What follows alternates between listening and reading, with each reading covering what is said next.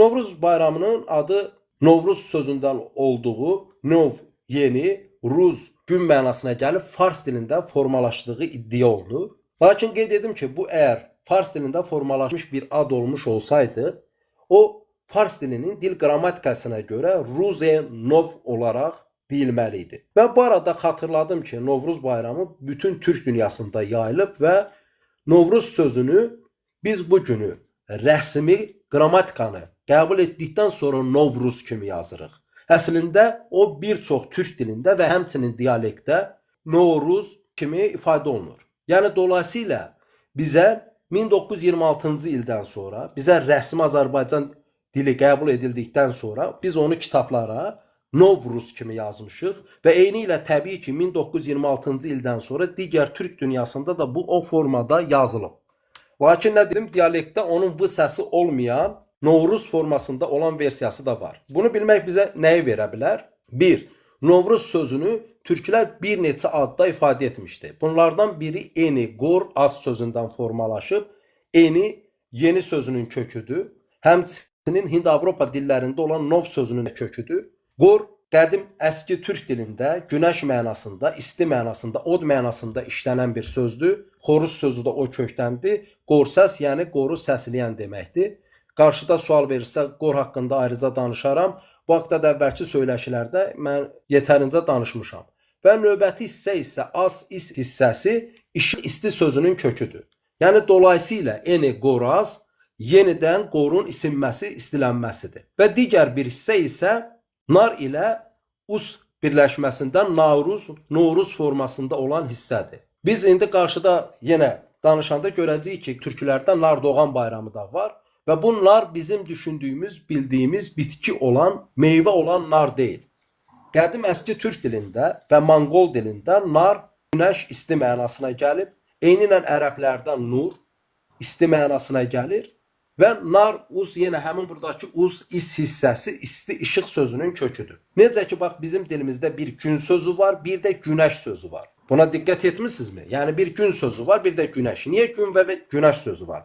Çünki gün ümumi günəşi tərənnüm edirsə, onun daha sonra qızmar halını formalaşdırmaq üçün əcdadlarımız onun sonuna işıq isti sözünün kökü olan isi əlavə edərək gün isindi mənasında günüz onun daha sonra saitlərin ahəng qanununa uyğun olaraq günüzdən günəş formasına çevrildiyini görürük.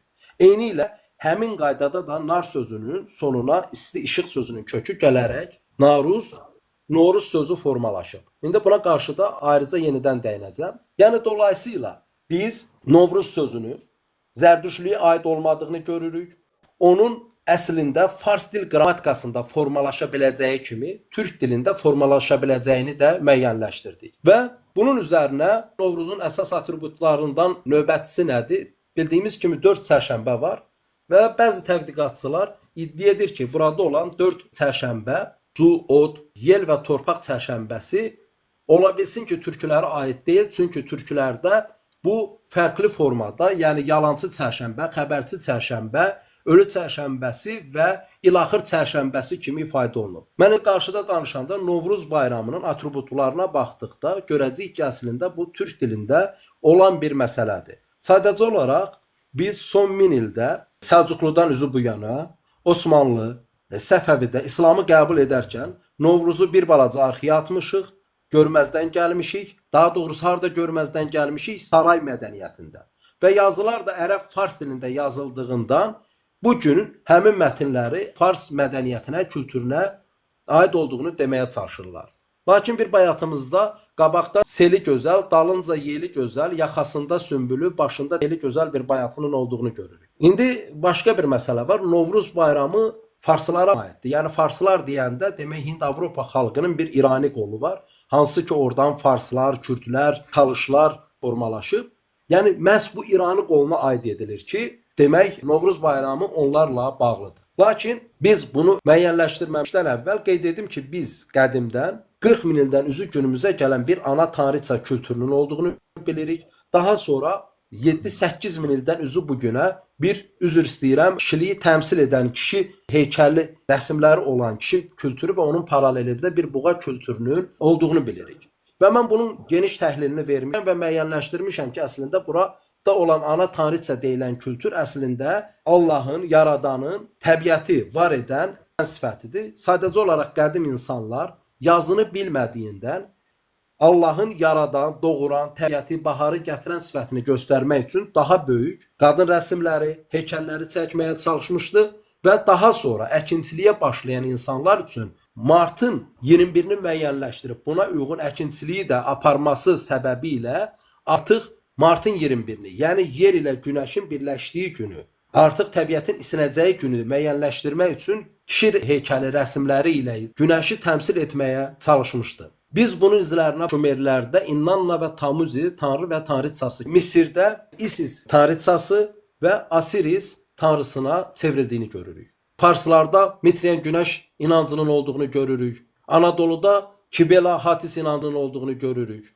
Və bu yalnız daha sonra Roma imperiyasının xristianlığı qəbul etməsindən sonra Romada olan pagan tanrıları və orada olan Romanın əvvəlki Saturnalia bayramı və həmçinin günəşi təmsil edən Sol Invictusa, yəni məğlub edilməz günəş kültürünün isiyə sintez olunaraq yeni bir din yaradıldığını görürük. İndi mən bunu qarşıda açacağam. Bunu anlamaq üçün mütləq onunla bərabər Nardoğan bayramını və qış bayramını da anlamaq olmalıyıq. Bildiyimiz kimi türklərdə bir dekabrın 25-də keçirilən Nardoğan bayramı var. Buradakı nar sözü artıq qeyd etdiyim kimi əski türk dilində günəş mənasına gəlir və dekabrın 21-i 25-də keçirilən bayrama da Nardoğan bayramı deyilmişdi. Səbəb nə? Niyə insanlar iki fərqli bayram keçirirdi? Çünki insanlar bir ən uzun gecənin bitdiyi günü müəyyənləşdirmək və bir də gecə ilə gündüzün bərabərləşdiyi günü müəyyənləşdirib buna uyğun ümumi həyat yaşayış proseslərini düzənləməyə çalışırdı. Artıq qeyd etdiyim kimi Romada dekabrın 25-də keçirilən bir bayram var idi. Saturnalia bayramı. Bu bayramın adının kökü Saturndur. Bu Saturn Roma inancına görə bir əkinçi tanrısı idi. İndi həmin Saturn sözünün də izahını qarşıda verəcəm və bu bayrama əvvəl Neos Natilus Domino deyilirdi. Yəni doğum günü, İsa'nın doğum günü. Daha sonra buna qısaca olaraq Natal və ya fransız fonetikası ilə Noel deyildi. Hansı ki bugün Şaxta babanın digər bir adı olan Noel ki sözü var, əslində o doğum babası deməkdir.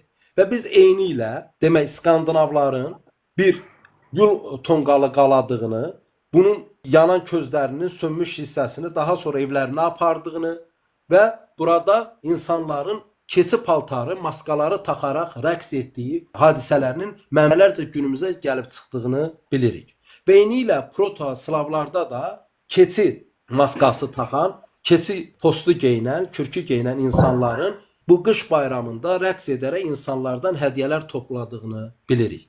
Bütün bu hadisələri bilmək bizə niyə vacibdir? Demək ki, biz görürük ki, dekabrın 25-də keçirilən bayramın arealı çox böyükdür. Demək, türklər Sibir Altay arasında bu bayramı keçirirsə, bu İskandinavlarda eyni ilə bir yul adlı bayram keçirilir. Bu protoslavlarda da var və Roma mədəniyyətində də var. Bu yul sözü nədir? Yul sözü demək bizim dilimizdə yel sözü ki var idi.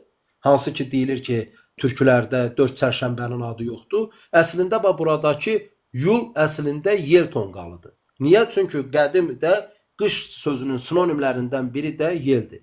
Və bu yel bilmək növbəti bizə hansı faktı verəcək? Biz ağac sözünün kökünün ək və çə kökündən əkəc ağac formasında formalaşdığını, onun tərs kombinasiyası kimi çi əkdən çiçək sözünün formalaşdığını göstərə bilərəm. Və dolayısıyla demək yel ək, yəni yel ağacı deməkdir. Hansı ki bu bizim qarşımıza rus dilində olan yolka kimi çıxır. Bu hansı yolkadır? Bildiyimiz demək şam ağacıdır ki, hansı ki dekabrda onu bəzəyirlər. İndi şam ağacının qarşıda dəyinəcəm. Sadəcə olaraq faktlara uyğun istəyirəm danışım, məsələlər qarışmasın deyən.